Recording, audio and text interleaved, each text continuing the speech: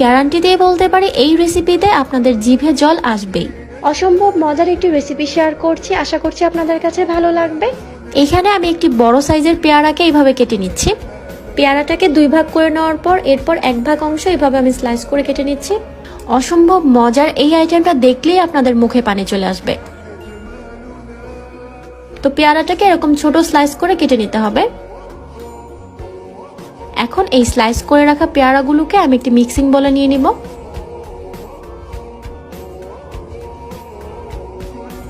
এরপর যে হাফ পেয়ারাটা ছিল সেটাকে আমি এরকম একটি গ্রেটার নিয়ে তারপর গ্রেট করে নিচ্ছি।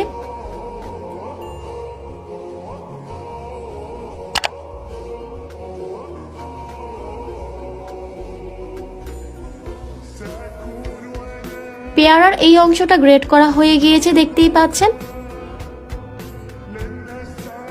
এখন এই গ্রেট করে রাখা পেয়ারাগুলোকে আমি মিক্সিং বলে নিয়ে নিব।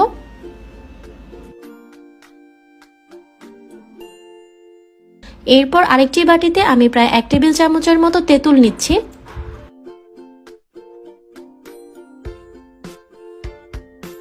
সাথে সামান্য একটু পানি অ্যাড করে এভাবে হালকা একটু মিশিয়ে নিয়ে এটাকে আমি 5 মিনিটের জন্য একটা সাইডে রেখে দিব।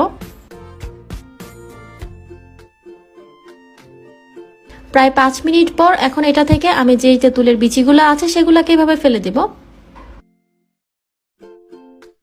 আর এখানে তেঁতুলের পরিমাণটা আপনারা আপনাদের পছন্দ অনুযায়ী কম বেশি করে দিতে পারেন, কোনো সমস্যা নেই।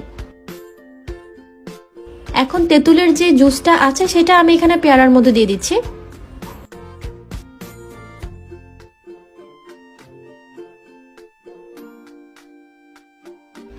এরপর এখানে আমি স্বাদ মতো অল্প কিছুটা লবণ দিয়ে দিলাম। সেই সাথে শুকনো মরিচ দিয়ে দিচ্ছি 1 চা চামচের মতো। আপনারা চাইলে এখানে কাঁচা মরিচ কুচিও ব্যবহার করতে পারেন, কোনো সমস্যা নেই। 1 টেবিল চামচ দিয়ে দিচ্ছি কাসুন্দি।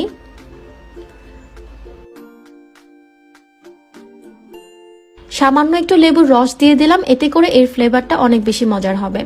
1 চা চামচ দিয়ে দিচ্ছি চিনি। চিনিটা এখানে অপশনাল, আপনারা চাইলে চিনিটা বাদ দিয়েও এটা করতে পারেন। সেই সাথে সামান্য কিছু ধনিয়া পাতা কুচি দিয়ে দিচ্ছি। এখন হাত দিয়ে খুব ভালো করে আমি সবকিছুকে মিশিয়ে নিব।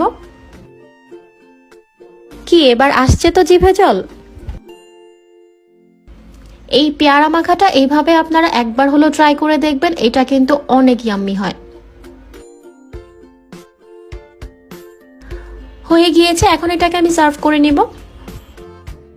এইভাবে বাসায় আপনারা অবশ্যই এটা বানিয়ে খাবেন। ভিডিওটা আশা করছি